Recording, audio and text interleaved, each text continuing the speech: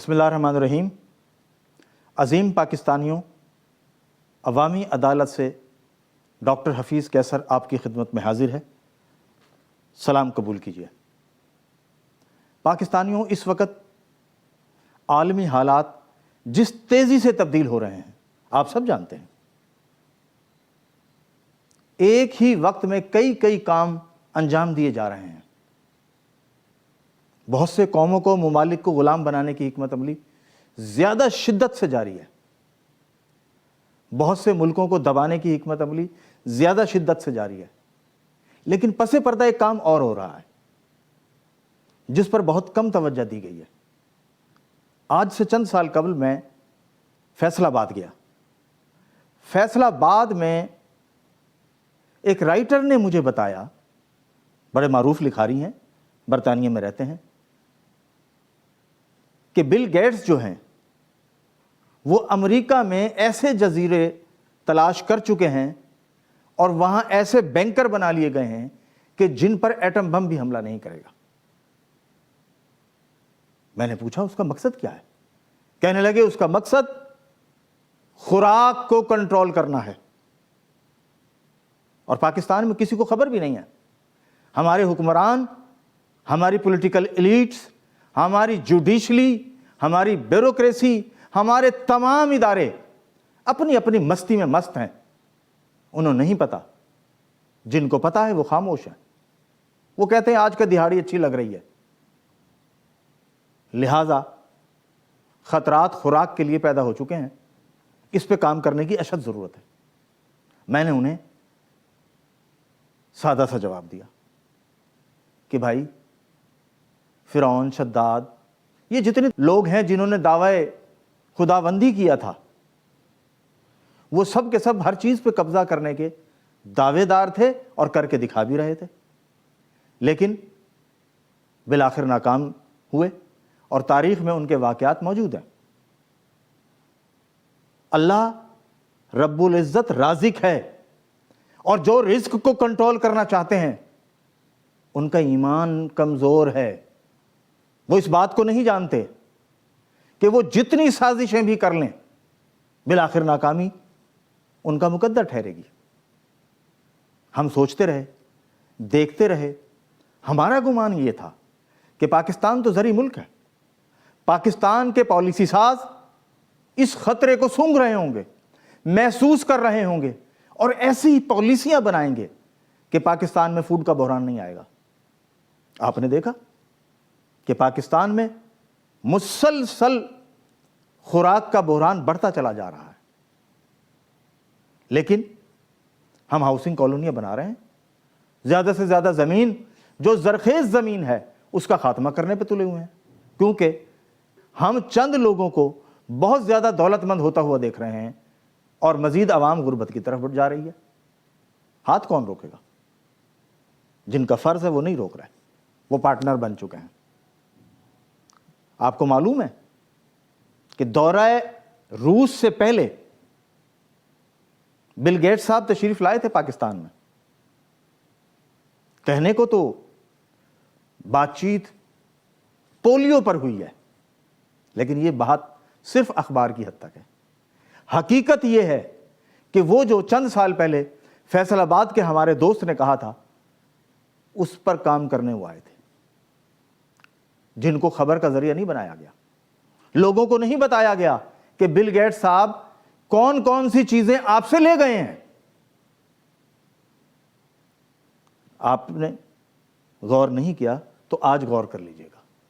ایک ایسا مصنوعی بیج تیار کر لیا گیا ہے جو آپ کے بیج کو ریپلیس کر دے گا۔ آپ کی زمینیں ہوں گی اور آپ سے کہا جائے گا آپ کو اتنی اعلیٰ کوالٹی کا برانڈڈ بیج دیں گے کہ آپ کی فصل دگنی ہو جائے گی۔ کہیں سے خبر آئے گی نہیں 3 گنا بڑھ جائے گی۔ 3 گنا تو بڑھے گی، دگنی تو ہوگی، لیکن کیا وہ فصل ہمارے معاشرے کو صحت مند رکھے گی؟ پاکستانی قوم کو صحت مند رہنے دے گی؟ پاکستان کی فوج کو اتنی طاقتور رکھے گی جتنی وہ آج ہے؟ پاکستانیوں کو مضبوط جسم کے ساتھ زندہ رہنے کا تحفظ حاصل ہوگا؟ یہ ہیں وہ سوالات جو آپ کو ہر ایک سے کرنے چاہیے. ایسا نہیں ہوگا. آپ زندہ ہوں گے مگر سسک رہے ہوں گے.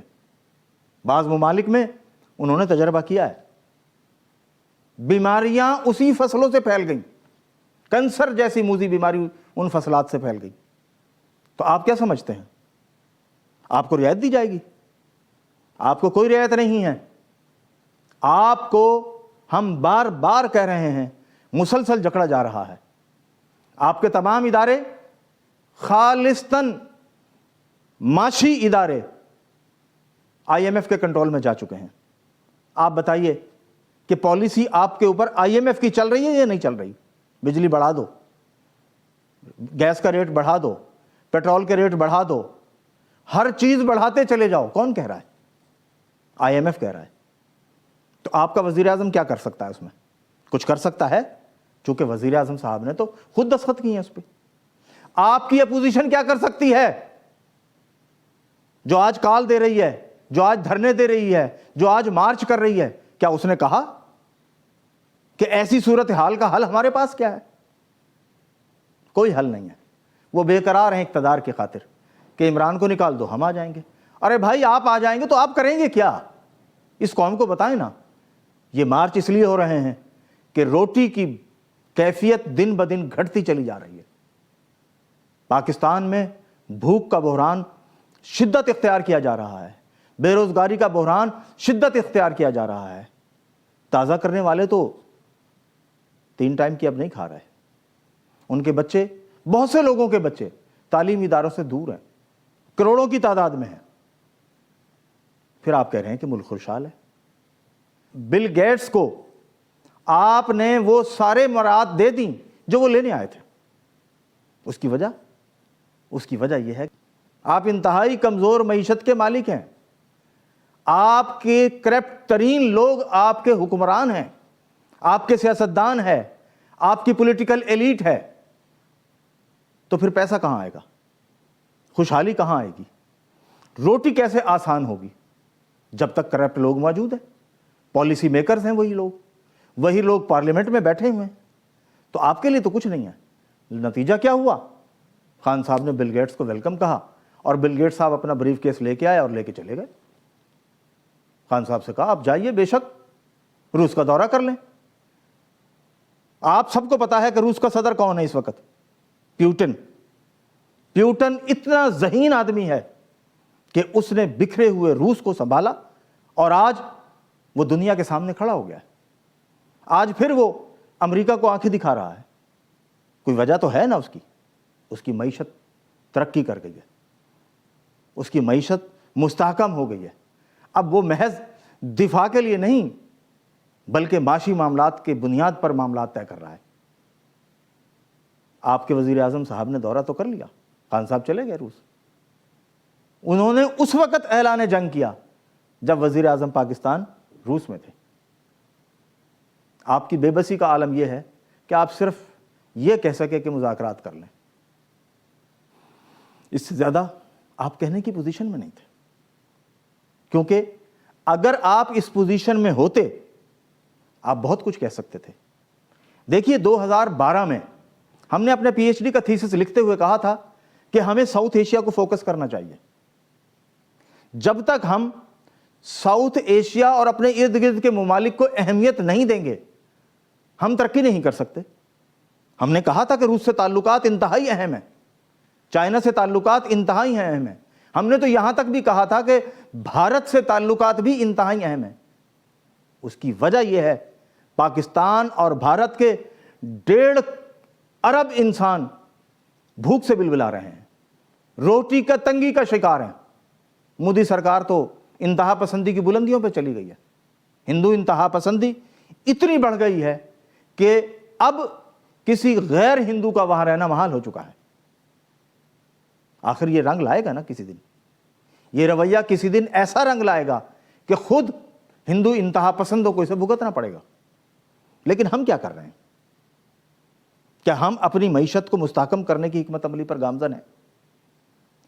کیا روس سے ہم نے کوئی ایسی مراد کی بات کی ہے کہ جس سے ہماری معیشت کھڑی ہو جائے؟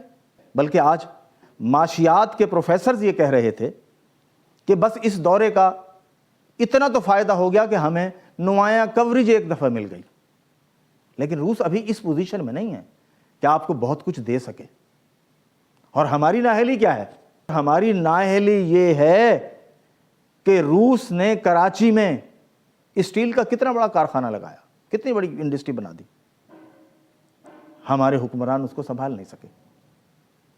نواز شریف کی انڈسٹری ترقی کر گئی، زرداری کی آنے والے کی جو تازہ آیا ہے انڈسٹری ترقی کر گئی، ہر کاروباری آدمی کی انڈسٹری ترقی کر گئی، جہانگیر ترین کی ملوں میں اضافہ ہو گیا۔ اگر ترقی نہیں ہوئی تو پاکستان کی انڈسٹری کو ترقی نہیں ہوئی۔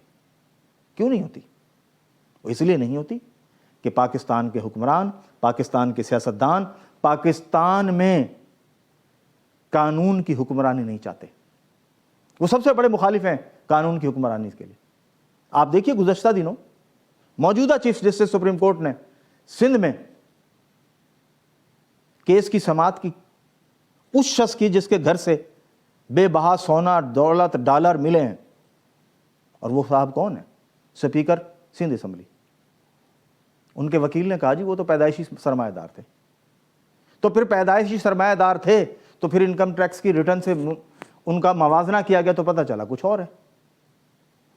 چیف جسٹس نے یہ بھی کہا کہ جب سے وہ اقتدار میں آئے ان کی دولت میں بے بہا اضافہ ہوا ہے۔ تو اگر ان سے یہ پوچھ لیا جائے نیب کے اس قانون کے تحت کہ آمدن کے ذرائع کے مطابق آپ کے دولت نہیں ہے، اس سے زیادہ ہے، تو پھر کیا جواب ہوگا؟ صرف یہی کہ انہوں نے ترقی کر لی، خوشحالی آ گئی ہے۔ بھائی ایسا نہیں ہوگا، آپ کی غلط فہمی ہے۔ آپ کا ملک معاشی دلدل میں ڈوب رہا ہے، اس کو بچانا ہے۔ نہ ہمیں روس مدد دے گا، نہ ہمیں امریکہ نے مدد دی۔ امریکہ نے بھی ہمیں اس وقت مدد دی جب ہم امریکہ کی ضرورت تھے۔ پاکستان کو، پاکستانیوں کو کھڑا کرنا ہے۔ اب خبریں آ رہی ہیں کہ عرب ممالک میں پالیسیز تبدیل ہو رہی ہیں اور بہت سے پاکستانی واپسی کی تیاری کر رہے ہیں۔ تو کیا ہماری معیشت اس قابل ہے کہ مشکل حالات میں پاکستانیوں کو اکاموڈیٹ کر لیں؟ ہم بہت پریشانی کا شکار ہیں، اور اس کی وجہ صرف اور صرف وہ تمام حکومتیں ہیں جو آج تک آئی ہیں جنہوں نے پاکستان کو انڈیپینڈنٹ نہیں ہونے دیا، جنہوں نے کبھی کوشش ہی نہیں کی کہ یہ ملک اپنے قدموں پہ کھڑا ہو جائے۔ تو یہ کوشش کون کرے گا اور کب کرے گا؟ یہ کوشش آپ کریں گے، عام لوگوں کو یہ کوشش کرنی ہے۔ اس کا ایک حل ہے۔ 5 سال پہلے ہم نے کہا تھا کہ پاکستان میں سب سے بڑا مسئلہ اختیارات اور وسائل کی منصفانہ تقسیم ہے۔ کیا آج ہوئی ہے؟ نہیں ہوئی۔ پاکستان میں بہت سے پریشر گروپس ہیں جو اداروں کو، حکمرانوں کو، اپوزیشن کو ڈکٹیٹ کراتے ہیں۔ بہت سے ایسے گروپس ہیں جن کے بل بوتے پر حکومتیں تشکیل پاتی ہیں۔ اس پریشر گروپوں سے حکومتوں کو کیسے بچانا ہے؟ کیا امریکہ کی مدد سے بچانا ہے؟ کیا روس کی مدد سے بچانا ہے؟ آپ چاہتے ہیں کہ روس سے اچھے تعلقات ہوں تو اپنی معیشت کو مضبوط کرنا ہے۔ آپ چاہتے ہیں کہ جنوبی ایشیا میں ہماری حیثیت مسلمہ ہو تو آپ کو اپنی معیشت کو مضبوط کرنا ہے، اپنی عوام کو طاقتور کرنا ہے، اپنی عوام کے خلاف جو آپ نے آج تک جہالت کے فروغ کے مشن پہ کام کیا ہے اس کا خاتمہ کرنا ہے۔ لیکن اب وقت نہیں رہا، وقت تو بہت تھوڑا ہے، فیصلے کی گھڑیاں قریب ہیں، آوازیں چاپیں سنائی دے رہی ہیں۔ تو پھر انسانوں کا بنایا ہوا نظام پاکستان میں ڈگمگا رہا ہے۔ یہ نظام مکمل طور پہ فیل ہو رہا ہے اور اس کی جگہ نئے نظام کی اشد ضرورت ہے۔ لیکن نیا نظام اگر انہی کرپٹ لوگوں کے سر پہ کھڑا کر دیا گیا تو مزید نقصان ہو جائے گا۔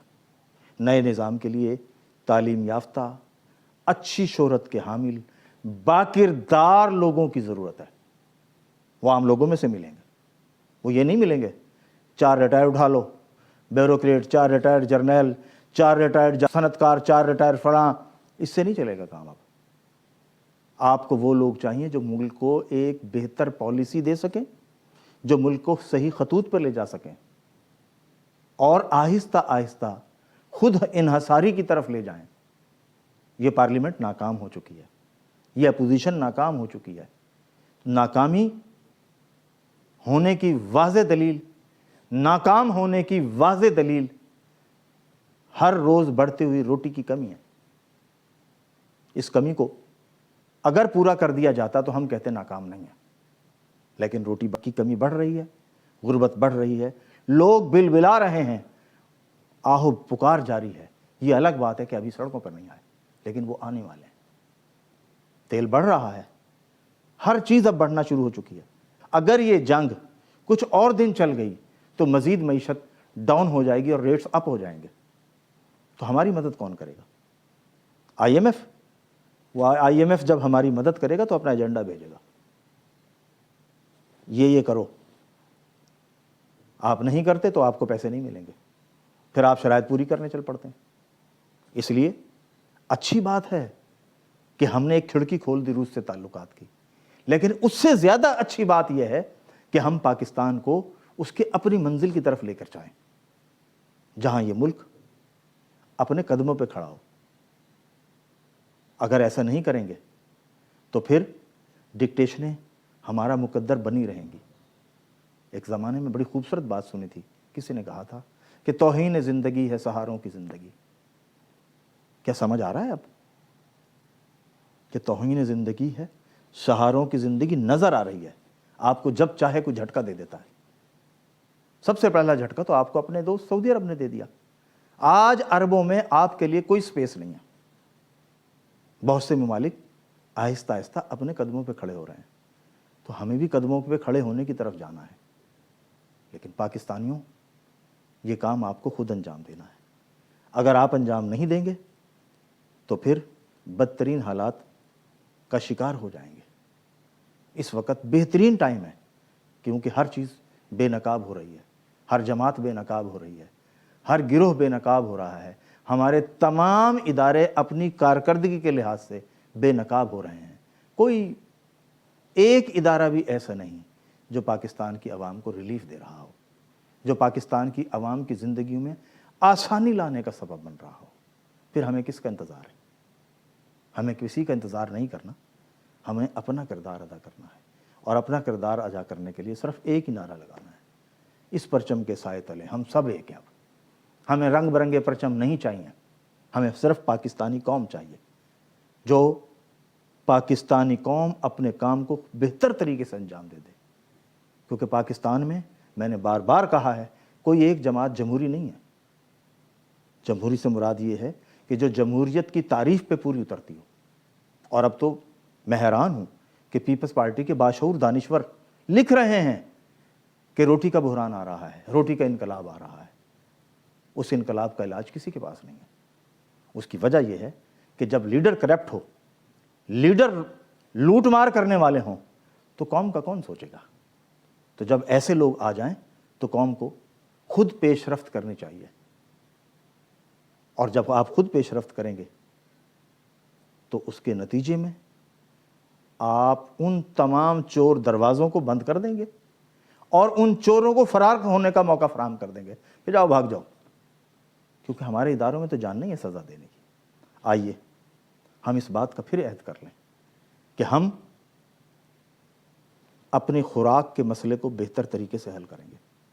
اگر ہم ہائی برڈ کے چکر میں پڑ گئے، زیادہ پیداوار کے چکر میں پڑ گئے، بل گیٹس کی سازش کا شکار ہو گئے، تو پھر آپ سمجھ لیجئے آپ دولت لے کے بیٹھے ہوں گے، جس دولت کو آپ نے اکٹھا کیا ہوا ہے، بڑے بڑے سرمایہ داروں نے، وہ دولت لے کے بیٹھے ہوں گے، روٹی نہیں مل رہی ہوگی، پھر کہیں گے یہ دولت لے لو، یہ زیور لے لو، یہ ہیرے جواہرات لے لو، اور 2 ٹائم کی روٹی دے دو۔ وہ وقت آئے گا، عام آدمی تو چٹنی روٹی کھا لے گا، جو آج بھی کھاتا ہے، لیکن وہ کیسے زندگی گزاریں گے جو انتہائی تعیشاتی زندگی گزارنے کے عادی ہیں؟